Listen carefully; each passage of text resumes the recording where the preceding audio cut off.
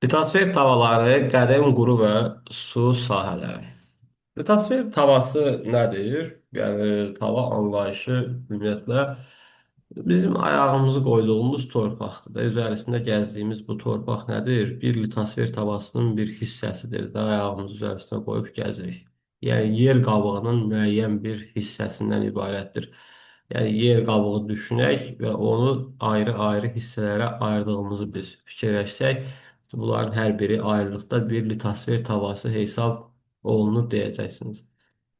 İlk dəfə olaraq Wegener tərəfindən demişdir ki, materiklər, yəni tavalar üfüqi şəkildə öz yerlərini dəyişirlər. Biri var, uşaqlar, üfüqi hərəkət var. Biri var, şaquli hərəkət var. Buna diqqətli olaq, çünki bizə çox lazım olan şeylərdir. Üfüqi və ya şaquli nədir? Üfüqi forma düz formada da, yəni bu şəkildə belə gedirəmsə, enli üzərisindən gedirəmsə, bu üfüqi formada gedişdir. Şaquli forma isə, məsəl üçün, yuxarıya qalxıb aşağıya düşürəmsə, artıq bu şaquli formada hərəkətdir. Yəni, üfüqi formada hərəkət olacaq bu şəkildə dəyişimdir. Şaqli formada hərəkət isə yuxarı qalxmaq, nə bilim, aşağı düşmək, yuxarı qalxmaq, aşağı düşmək bu formada olan dəyişimdir ki, biz bunun hər ikisini təbiətdə görməyimiz nədir? Mümkündür deyəcəksiniz. Buradan lazım olan bizə nədir? Tavaların yerini bilmək lazımdır əsas məsələ. Diqqətli olur. Bax, bu şəklin üzərisində çox aydın şəkildə litosfer tavalarının yerləri və sərhədləri göstərilmişdir. Deməli, təbiətdə litosfer tavalarını biz ölçülərinə görə iki yerə ayırırıq. Böyük tavalar var, bir də kiçik litosfer tavaları var. Bir də onların yer qabığına görə iki yerə ayırırıq. Okean tipli yer qabığına malik olan tavalar var. Bir də materik tipli yer qabığına malik olan tavalar var. Bu da diqqətli olmalı olduğumuz hissə nədir? Bəzi litosfer tavaları var ki, onlar yalnız materik tipli yer qabığına, yəni çökmə qranit bazalt qatına malikdir. Bəzi tavalarımız var ki, bu tavalar yalnız okean tipli yer qabığına malikdir. Yəni çökmə və bazalt qatından ibarətdir. Amma bəzi tavalar da olur ki, orada biz həm okean tipli yer qabığı, həm də materik tipli yer qabığı görməyimiz nədir? Mümkündür deyəcəksiniz. İndi baxırıq tavalara. Birinci gəl sayaq böyük tavalara. Böyük tavalardan Avrasiya tavası. Bax, sərhəddə diqqətlə fikir verirsinizsə, və bu şəkildə hissəyə ayrılır. Bu ərazi belə bütövlükdə Avrasiya tavasıdır. Fikir verirsə, Avrasiya tavasının həm quru hissəsi var, burada həm quru ərazisi var. Həm də ki, bu hissələr nədir? Su hissəsidir. Yəni, mən Avrasiya tavasında həm okean tipi yer qabığından, həm də materik tipi yer qabığından danışmağım mümkündür deyəcəm. Sonra ikinci deyək ki, Şimal Amerika tavası. Fikir verirsə, Şimal Amerika tavası təxminən buradan belə götürürəm. Burayla belə gedim. Bu şəkildə. Bu ərazi Şimal Amerika tavasıdır. Sonra Cənubi Amerika tavası. Təxminən bu isə belə Cənubi Amerika tavası. Afrika tavası. Bax, fikir verirsən, bunların hamısının sərhədləri okeanın içərisindən keçib gedir. Ha, hamısında okean tipi hissə var. Hind-Avstraliya tavası. Hind-Avstraliya. Bax, bu Yeni Zelandiyanın sərhədindən keçdi. Bütün bura Hindistan və Avstraliya ərazisi Hind-Avstraliya tavası hesab olunur.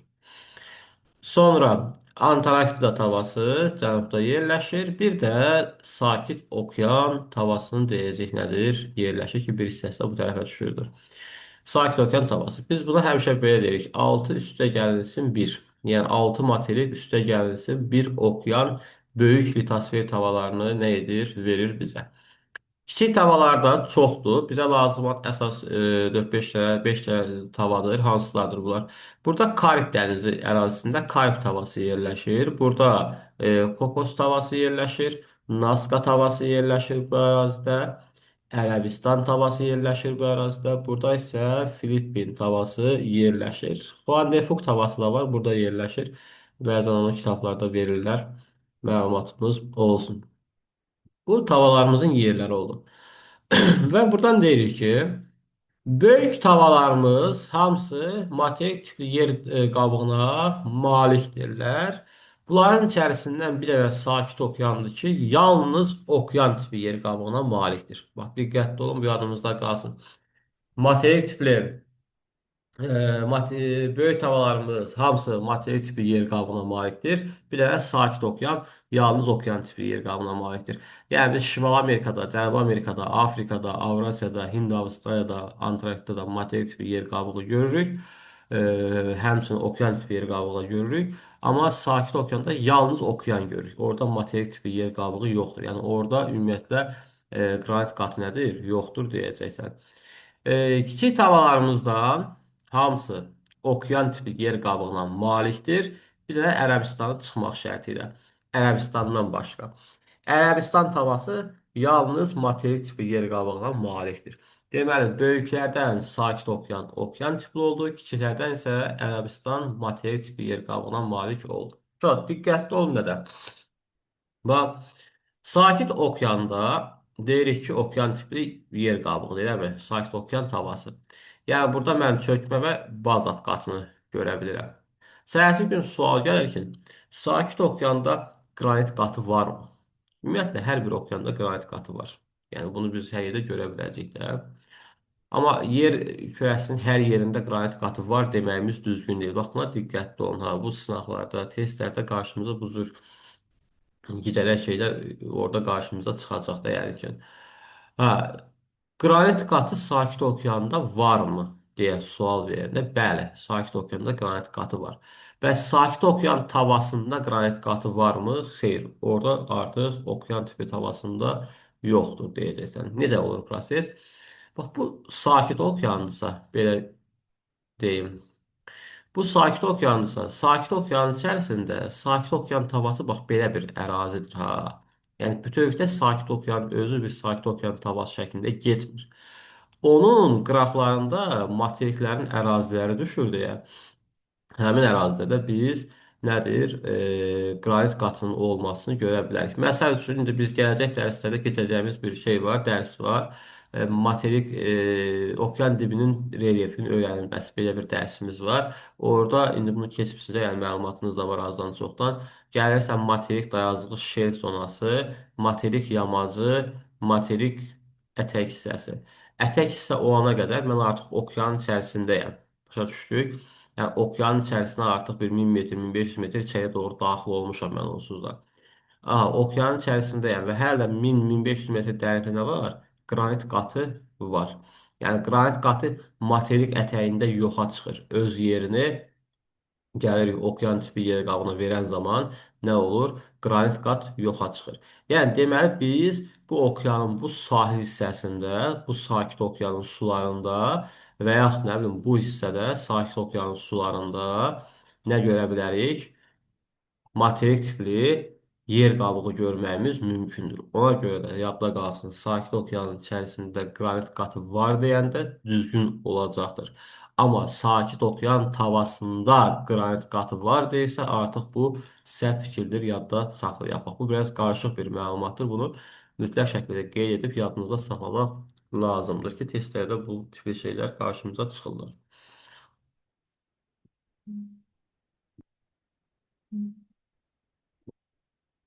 Ha,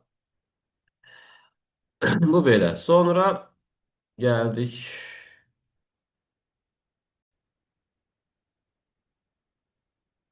Tavaların hərəkətlərinin coğrafi nəticələri var. Buna baxmaq lazımdır mütləq şəkildə bunu bilməliyik artıq. Bu sinif kitablarında daha yaxşı verirlər onu.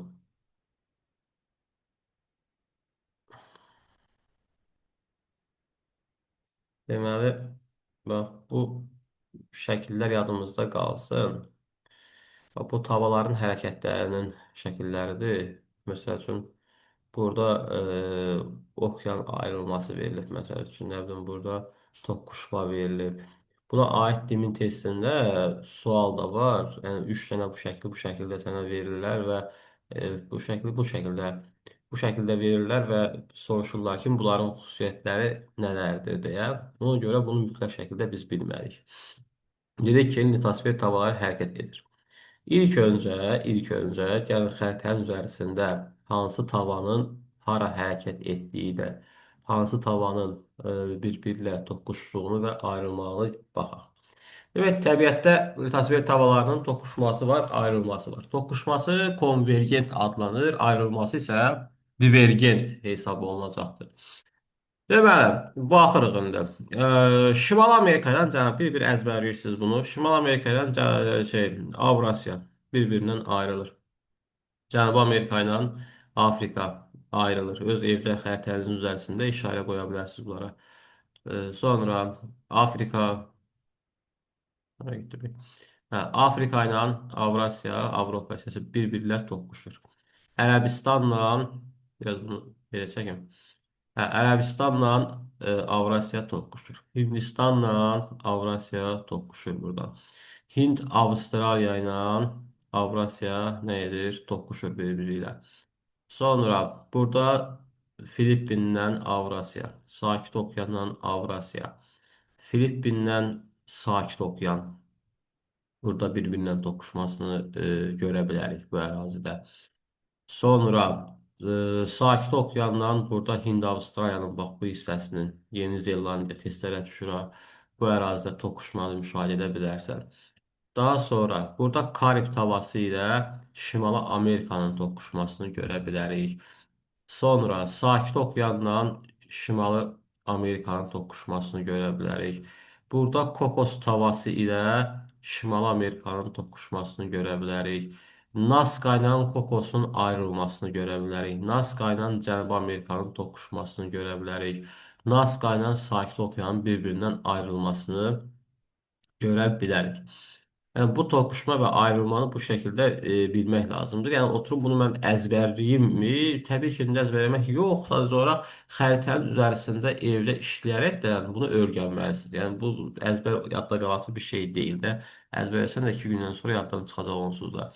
Sadəcə olaraq xəritənin üzərisində oturub işləməlisən, baxmalısan ki, hə, harda toqquşma, harda da ayrılma mövcuddur.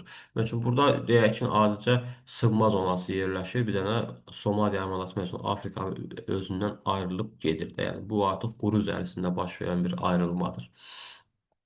Deməli, biz təbiətdə mütəsəvvir tavanın hərəkətlərindən üç əsas şey öyrənirik ki, bir, materiklərin məsəl üçün ayrılması, okeanların ayrılması, materiklərin toqquşması, bir də okean və materikin toqquşması. Əsas öyrəndiyimiz üç dənə bunlardır. Yəni, iki okean tipi tava bir-birindən ayrılır. Bunun nəticəsi nə olur? İki materik bir-birilə toqquşur. Bunun nəticəsi nə olur? Bir materik və bir okean toqquşur. Bunun coğrafi nəticəsi nə olur deyə bizdən soruşur. Gəl başlayaq ilk olaraq iki okeanın bir-birindən ayrılmasına. Və məsəl üçün, burada Kokos tavası ilə Naska tavası bir-birindən ayrıldılar. Və yaxud da Naska və Sakit Okean bir-birindən ayrıldı. Və yaxud da, bax bu Şimali Amerikanın, Cənubi Amerikanın okean hissəsi ilə Afrikanın, Avrasiyanın okean hissəsi bir-birindən nə etdi? Ayrılmaya məruz qaldı. Bax, bu ərazilərin hamısı ayrılmaya məruz qaldı. Yəni ki, belə deyirik, Şimali Amerika ilə Avrasiya ayrılır. Diqqətli olaq ki, bax deyirsən ki, böyük tavalarımız hamısı materik tipli tavalardır da. Və sonra deyirsən ki, okean tipli tavalarının ayrılmasında Şimali Amerika ilə Avrasiya misal göstərirsən. Axı orada biz bunu materik tipli demişdik. Bəli, materik tipidir. Sadəcə olaraq bunların suyun içərisində olan hissəsində ayrılma var deyə buna biz okean tipi hissənin ayrılması deyə bilərik. Bizim öz xəritələrimizdə indi bu xəritədə tam göstərilmir olar. Amma öz xəritələrimizdə, divar xəritəmizdə və ya atlasımızda fikir verəriksə, baxarıqsa, bax bu ərazilərdə bəzi yerdə ağ rəngdə verilir. Biraz suyun rəngi açıq rəngdə verilir. Fikir verirsinizsə əgər ona.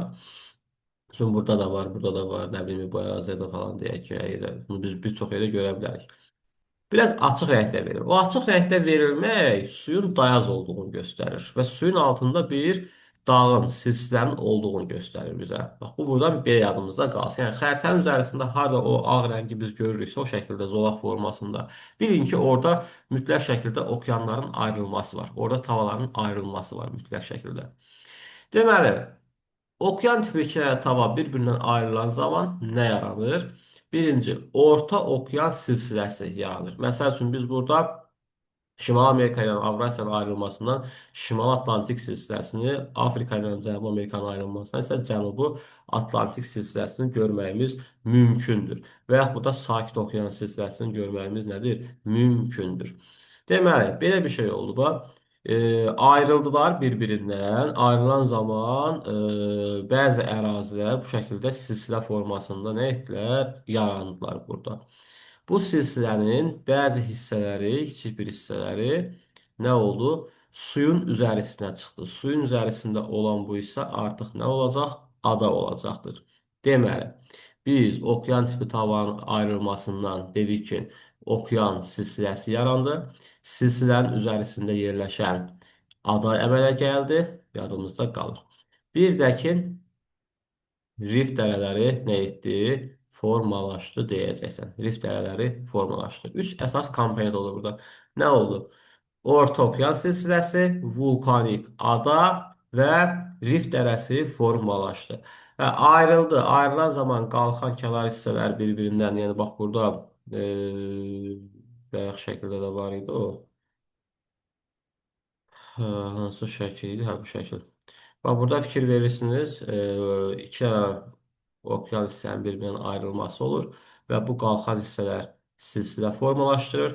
Bu silsilələr bəzən suyun üstünə çıxıb ada formalaşdırır. Biz buna vulkanik mənşəli ada deyəcəyik. Yəni, bax, bu yadda qalsın. Divergent zonada formalaşmış vulkanik mənşəli adalar. Divergent zonada formalaşmış vulkanik mənşəli adalar. Bax, təkrar deyirəm, ha, testlərə çox düşür ha bu. Divergent zonada formalaşmış vulkanik mənşəli adalar hansılardır? Ən böyüyü İslandiya. İslandiyaya məxsusdur. Sonra Azor adası burada Portuqaliyaya məxsusdur. Sonra gəldik burada müqəddəs Siyena var, Vozna Senya adası var, Tristatnaya Kunya adası var. Burada yerləşir. Bizim xəritədə bunun bəziləri verilir. Galapagos adası var. Bir də ki, burada təxminən bu hissədə Pasxa adası var. Bir də Havay adası da var. Bunu da deyə bilərik. Vulkanik mənşəli adalardır, əsas bunlardır. Burada yadda qalsın nə? Bax, İslandiya adasından deyək. İslandiya adası bir işıqlanma qurşağında yerləşən adadır. Mülayim işıqlanma qurşağına düşür bu ada. Ölkə olaraq İslandiyaya məxsusdur. Ən böyük vulkanik adadır. Paytaxtda Reykjavik şəhəridir İslandiyanın, yadımızda qalsın. Atlantik Okeanın daxilində yerləşir. Sonra Azor adası yerləşir burada. Portuqaliyaya məxsus olan bir ada parçasıdır və vulkanik mənşəli adadır. Buradan Azərbaycana dəniz hava kütləsi gəlirdi. Azor maksimumu deyək. Azərbaycana hava kütləsi gəlirdi. Burada məsəl üçün Kanar adaları var. İspaniyaya məxsusdur. Bu da vulkanik mənşəli adadır deyə bilərik. Və burada Kanar adası Afrika ilə bax bu kiçik hissəsinin burada baş verən ayrılmadan əmələ gəlmiş adalarda deyə bilərsən. Sonra bizim xəritələrimizin çox da nəzər yetirmədiyi bir şey var ki, biz Avrasiya ilə Şimal Amerikanın ayrılmasını deyirik öz yerində. Amma burada bir kiçik hissədə Afrika ilə Şimal Amerikanın da ayrılması var. Düzdür, testlərdə falan istifadə olunmur elə bir şey. Sonra burada 3 dənə ada var idi. Bunlar səhv etmirəmsə Böyük Britaniya müstəmləkəsi olmalıdırlar. Müqəddəs Selena, Voznasya, Tristatnaya, Kunya adaları yerləşir. Burada isə Galapagos adası yerləşirdi. Galapagos adasını fikir veririksə, ekvator xətti onu kəsən bir ərazidir. Ekvator xətti ilə kəsişir. Üç yarımkürədə yerləşən adadır və özü də Ekvadora məxsus olan adadır. Ekvadorun da paytaxtı Kyoto şəhəri deyəcəksiniz. Sonra gəldik burada isə təxminən indi bu xəritə yox, amma sizin xəritələrinizdə verilib bu. Pasxa adası yerləşir. Pasxa adası da vulkanik mənşəli adadır. Naska ilə Sakit Okeanın ayrılmasından yaranmışdı bu. Pasxa adası və Çiliyə məxsusdur. Santiago şəhəridir, Çilinin də paytaxtı. Amma Galapagos adası Kokosla Naskanın ayrılmasından formalaşmışdı. Bu da yadımızda qalsın. Bunlardır. Yəni bu vulkanik adalar əsas ayrılmadan əmələ gəlmiş vulkanik adalar bunlar. Düzdür, toqquşma da əmələ gələn vulkanik ada olur. Amma burada biz ayrılmadan danışırıq deyə ayrılmadan yarananlar bunlar hesab ediləcəkdir deyəcəksiniz. Deməli, yekun bir dənə deyək. Okean tipi tavarın ayrılmasının coğrafi nəticəsi nə oldu? Rift dərəsi, Orta Okean silsiləsi və vulkanik adalar oldu. Sonra gəldik materiklərin toqquşması. Məsəl üçün burada biz Afrika ilə Avrasiyanın toqquşmasını, nə bilim Hind-Avstraliyanın Avrasiyanın toqquşmasını, Ərəbistanın Avrasiyanın toqquşmasını deyə bilərik. Yəni, burada materik tipli hissələrin toqquşması baş verdi. Burada bir anlayış var, kollizya. Məncə kitabımızda da olmalıdır o cümlə ifadə. Kollizya, o birisi dərslərdə hardasa var idi deyəsən. Tektoniklərdəydi, kataklizmlər. Deyəsən heç şey yoxdur. Hə, nəysə. Kollizya anlayışı var uşaqlar. Kollizya anlayışı nədir? Kollizya materik tipi havaların toqquşmasına kollizya zonaları deyirik. Materik tipi havalar toqquşan zaman quruda baş verən sınmalar yaranır ki, bu sınmalara kollizya zonaları deyirik, yadımızda qalsın. Və buradan nəyə baş verir? Bax, diqqətli olaq. Tavalar toqquşdu. İki dənə tavadır, materik tipli tavadır. Gəldilər üz-üzə, toqquşdular və elə bil yuxarı qalxdılar və nə yaratdılar burada? Dağ yaratmış oldular. Yəni, bax, bu ərazidə, məsəl üçün, yerləşən Alp-Himalay geosinklinal qurşağı bu nədir? Hətta bunun bir səciyyət burada çıxır. Artmalar geosinklinal qurşağı nədir? Materik tipi tağların toqquşma zonasında əmələ gəlmiş dağ qurşağı hesab edilir. Yəni, materik tipi tağların toqquşmasının coğrafi nəticəsi nə oldu? Qurudan nəhəng dağ silsilələrinin əmələ gəlməsi oldu. Bir kəlmə budur. Всё. Bir də burada kolliziya anlayışı var. Kolliziya isə həmin o materik tağların toqquşma zonasına kolliziya zonalarındakini deyirik. Başqa bir şey yoxdur burada. Ən böyük təkim həmin materik tipi tavanın toqquşmasını biz onsuz da bir dənə burada görəcəyik. Всё. Yəni, bu ərazidə ən böyüyünü burada görürük. Yəni, burada toqquşma baş verir və Alp-Himalay geosinklinal qurşağı nə edir? Formalaşır. Sonra materik və okean toqquşması var.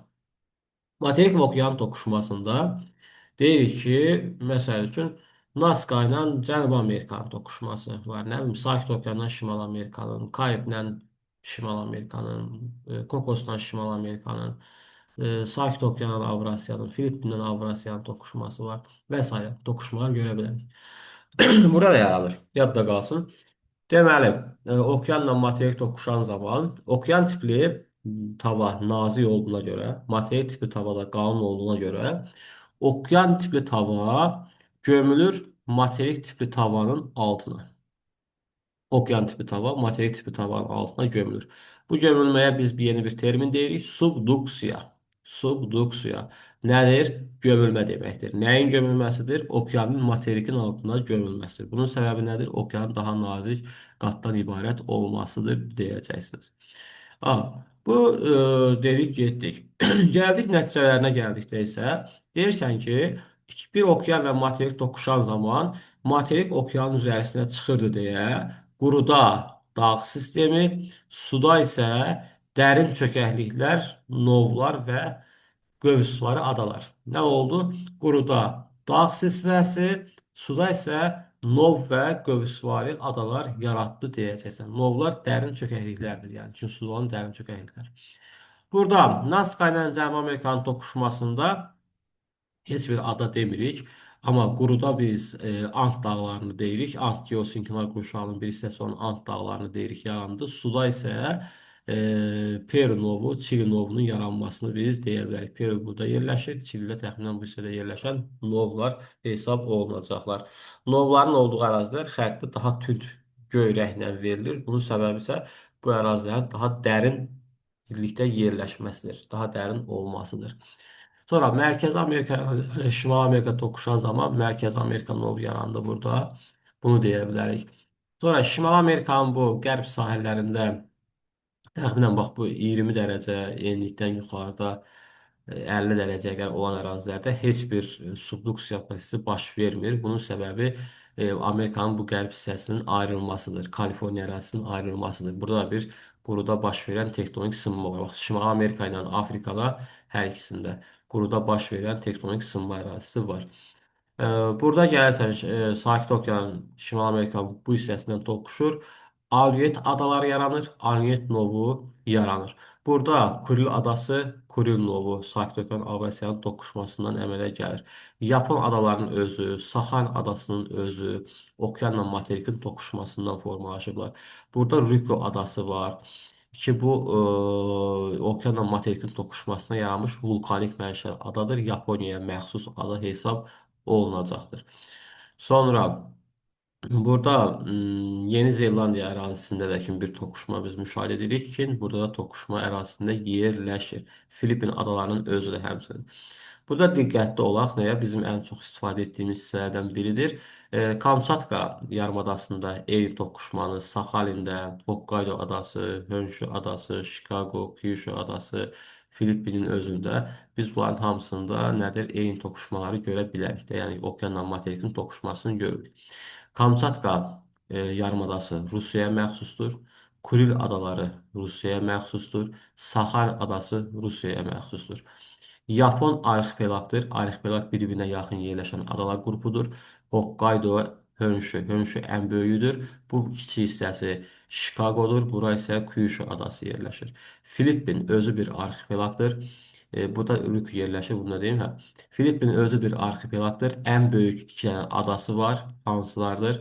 Şimalında yerləşən Luson adası, cənubunda isə Mindanao adası yerləşir deyəcəksən. Yeni Zelandiya iki dənə adadan ibarətdir. Şimalında Şimal adası, cənubunda isə Cənub adası nədir? Yerləşmişdir deyəcəksən.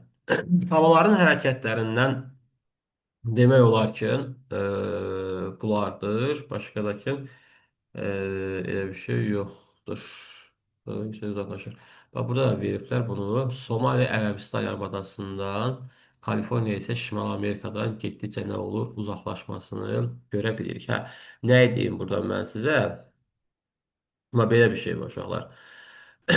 Bunu demədim. Karib tavası toqquşur burada. Böyük Antlark bəlağını formalaşdırır deyəcəksiniz. Ərəbistan tavası gedir Avrasiyanın üzərisinə. Təxminən biraz bu istiqamətdə gedir də, elə bir şimal-şərq istiqamətində. Afrikada gəlir Ərəbistanın üzərisinə. Diqqətli olaq. Afrika gedir şeyə, Avrasiyanın üzərisinə. Afrika Avrasiyanın üzərisinə gedən zaman burada yerləşən Aralıq dənizi qapanmaya məruz qalır. Ona görə Aralıq dənizinin sahəsi kiçilir. Ümumiyyətlə təbiətdə okeanların sahəsinin kiçilməsi, artması biz görə bilirik ki, bunun səbəbi həmin havaların hərəkətləridir. Yəni əvvəlki məsəl üçün kitablarda 180 milyon kvadrat kilometr sakit okean sahəsini verirlər. İndi isə səhv etmirəmsə 169 milyon kvadrat kilometrmi? Nəsə üstündə belə bir şey verirlər. Təxminən bir 10 milyon kvadrat kilometr dəyişiklik var ortada artıq. Sahəsi kiçilməyə doğru gedə bilər. Yəni normal haldır bu. Və burada Aralıq dənizinin sahəsi kiçildi. Burada Kaliforniya körfəzinin sahəsi artdı. Çünki bu belə gedir qərb istiqamətində. Burada maraqlı olan nə var ki? Afrika Ərəbistanın üzərisinə gedir.